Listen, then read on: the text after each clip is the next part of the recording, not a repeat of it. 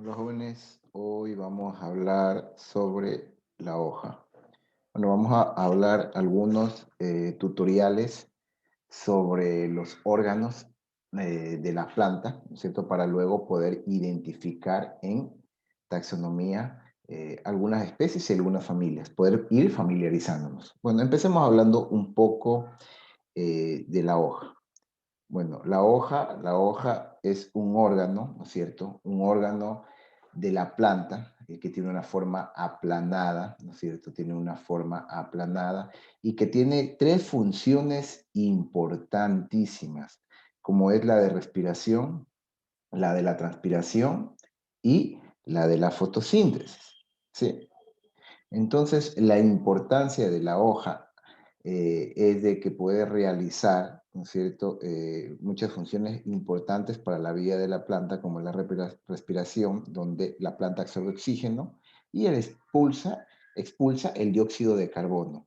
¿Sí? Es un proceso inverso a la fotosíntesis, ¿no es cierto? La transpiración, en cambio, se lleva a cabo a través de estomas, que son poros pequeños que podríamos decir como los poros de la piel, pero estos serían poros de las hojas, ¿sí? Y que se lleva a través de los estomas, ¿no es cierto? Ya.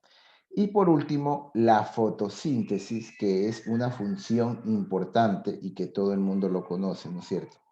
Que es la transformación de todos los compuestos químicos y oxigenar el ambiente.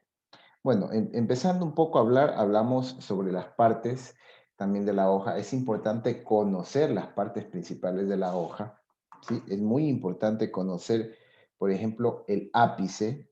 El ápice de la hoja es la punta, ¿no es cierto? Es la punta de toda la hoja. Es la punta, las puntas, la mayoría de plantas tienen un ápice, ¿no es cierto? Sus hojas tienen un ápice.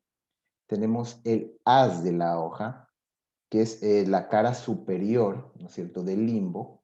El limbo es todo lo que rodea a la hoja, ¿sí? El limbo es todo lo que rodea a la hoja, que está compuesto también por el haz, que el haz es la cara superior, ¿sí? Y que está directamente con el sol.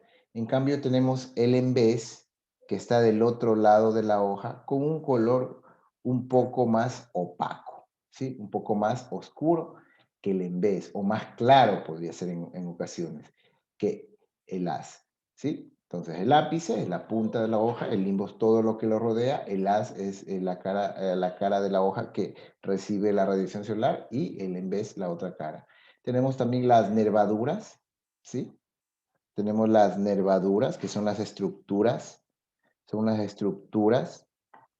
que reciben también la radiación solar, ¿sí? Esto es importante conocer las estructuras de, de las hojas, que son las nervaduras, ¿no es cierto? Y tenemos también el peciolo, ¿sí?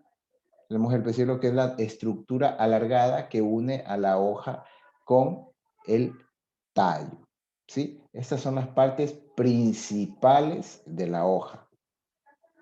¿Tenemos claro? Entonces vamos hablando un poco acerca del peciolo. Hablamos de que todas las plantas tienen peciolo, pero no es obligatorio o no es que siempre podemos encontrar en una planta que tenga peciolo, ¿cierto? Pueden haber hojas que son pecioladas o hojas que son sin peciolo o hojas que son envainadoras, que es una función o una parte de la planta diferente al peciolo, ¿sí?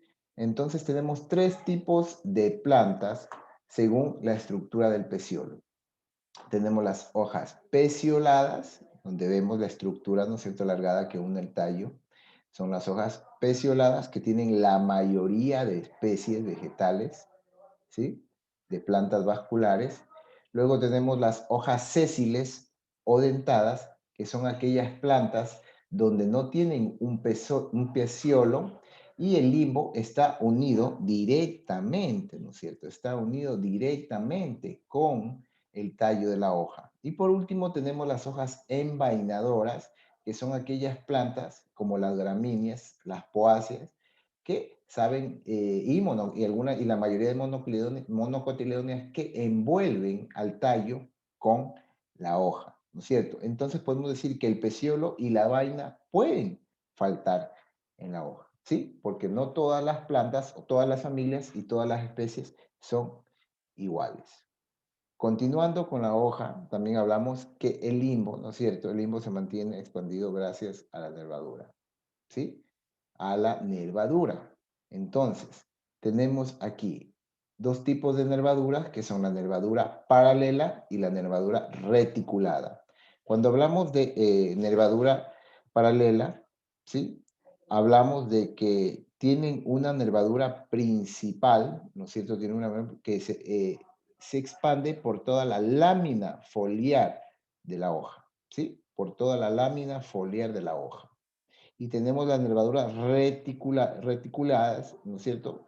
Que podemos observar aquí, donde nacen otras nervaduras que pueden ser llamadas nervadura central y nervaduras primarias, secundarias y terciarias. Podemos ver, las nervaduras paralelas por lo general están compuestas todas las plantas monocotiledóneas y la gran mayoría de dicotiledóneas tienen un tipo de nervadura según el limbo reticulada, ¿sí? Entonces, en cuanto a la nervadura, tenemos paralela y reticulada. En las hojas también tenemos la nerviación, ¿sí? Tenemos la nerviación, existen dos tipos de nerviación, pero de esta nerviación, también de la nervadura paralela, se originan las curvinervadas y las uninervadas.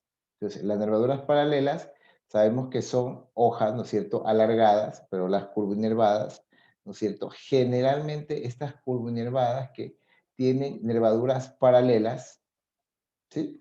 Y las uninervadas podemos ver una sola nervadura principal. Estas curvinervadas tenemos ejemplos como las comelináceas o la comelina erecta, comelina difusa, que son muy comunes en nuestra provincia. Y las uninervadas tenemos algún tipo de poáceas, tenemos también algunas bromelias y tenemos también algunas orquídeas. En cambio, las nervaduras reticuladas podemos decir la forma pinada, no necesariamente va a ser un pino, las especies que tengan este tipo de hojas, sino que son hojas pinadas, ¿no es cierto? ¿Por qué? Porque tienen una nervadura, ¿no es cierto?, principal y tienen una nervadura secundarias. En cambio, tenemos las nervaduras reticuladas por su forma palmada, porque de una nervadura principal nacen muchas nervaduras secundarias que son principalmente de forma igual. Esos son en forma de una mano. Por eso forma palmada, porque se parece a la forma de la palma de una mano.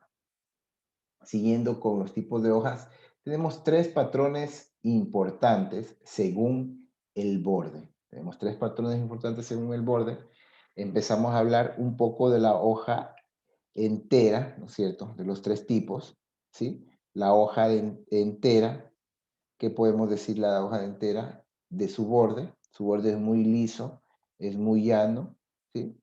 Sirven para qué? Para clasificar y describir a las especies. En este caso, si yo quiero saber una hoja entera, puedo decir que es esta, con un borde totalmente liso.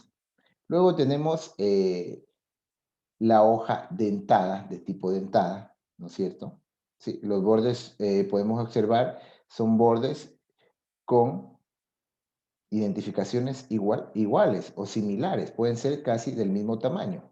Y los últimos tenemos la forma lobulada, que a diferencia de los bordes trazados son asimétricos, es decir, no tienen la misma simetría y pueden ser de diferentes tamaños. Luego tenemos a las hojas por el número de limbo, ¿sí? Número de hojas por limbo. Estas se clasifican en hojas simples y hojas compuestas. En la mayoría de las plantas podemos observar una sola lámina foliar, ¿no es cierto? Solo una sola lámina foliar. Y esas hojas se las denominan hojas simples, ¿sí? Pero asimismo podemos encontrar las hojas que se dividen en hojuelas, ¿sí?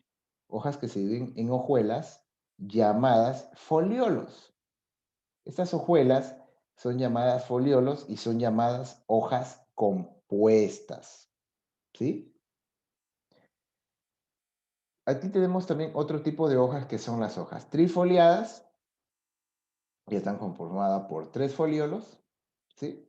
Tenemos también las hojas palmaticompuestas, que pueden estar formadas o compuestas por muchas hojas compuestas, ¿sí? Pueden estar separadas por muchas hojas compuestas. En la terminación de los foliolos, también que tenemos que darnos cuenta que las hojas compuestas pueden tener otro nombre o otra forma de llamarse por la terminación de los foliolos, estos son los foliolos, y pueden ser estas de forma imparepinada y parapinada. Imparapinada cuando termina en un solo foliolo, ¿sí? La lámina foliar termina en un solo foliolo, y las parapinadas generalmente terminan en par, en dos foliolos, ¿sí? Esto es en cuanto podemos hablar a las hojas.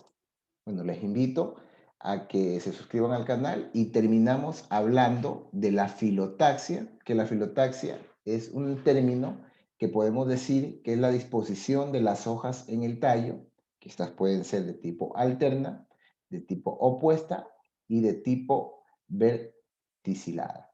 ¿Sí? Bueno, suscríbanse al canal para que sigan viendo el resto de videos sobre la asignatura de biodiversidad. Nos vemos en el próximo tutorial, jóvenes.